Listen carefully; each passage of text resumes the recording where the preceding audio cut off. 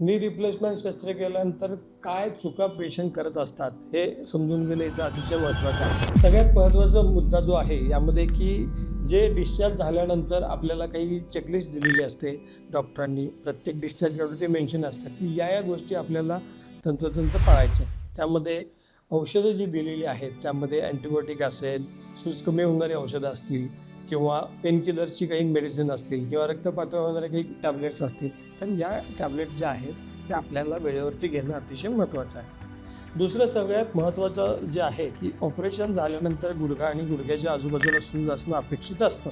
तो natural phenomenon. कुठलीही शस्त्रक्रिया झाली की आजूबाजूला सूज येते.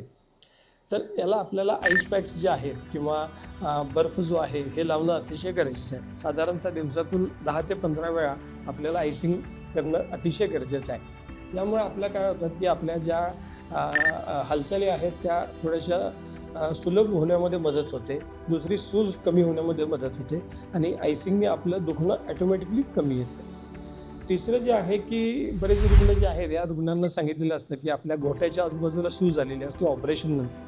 तर ही सूज कमी करण्यासाठी आपण काही रुग्णांना इलेव्हेशन ॲडवाईस करतो. इलेव्हेशन इन द सेन्स आपण नॉर्मली काय करतो की रुग्ण ज्या बेडवरती झोपणार असतो त्या बेडच्या खालच्या बाजूला आपण पिलो ठेवायला सांगतो, जेणेकरून अँटी ग्रॅव्हिटीनी पूर्णपणे जी सूज आहे ती कमी होईल. तर हे इलेव्हेशनसुद्धा रुग्णांनी पाळणं अतिशय गरजेचं आहे.